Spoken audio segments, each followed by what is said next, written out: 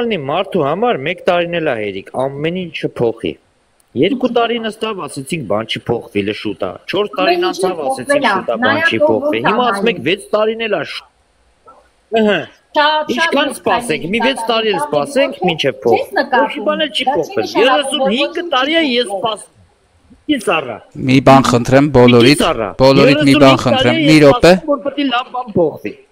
Փոխվել է։ Հապա։ Փոխվեց, ինչ որ բան փոխվեց 30 Իհարկե ոչ։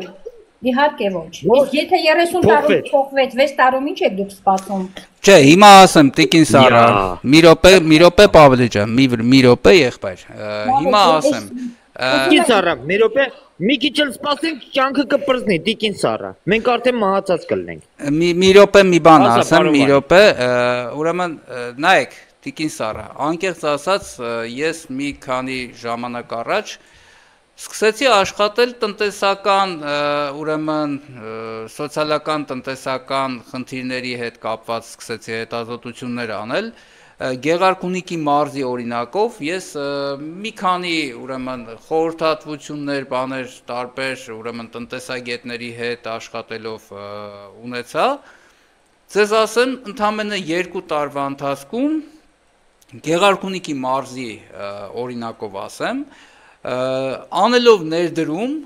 ընդամենը 200-ից 300 հազար դոլար, Գեղարքունիքի մարզը կարելի է վերածել ինքնաբավ տնտեսության, ոչ թե ինքնաբավ ճիշտ չի ասում, ինքը զարգացած տնտեսական ինֆրակառուցվածքով լուրջ մի ուրեմն ռեգիոնի, որը կարող է եւ Հայաստանի բյուջեն կանոնավոր կերպով ուրեմն ավելացնել եւ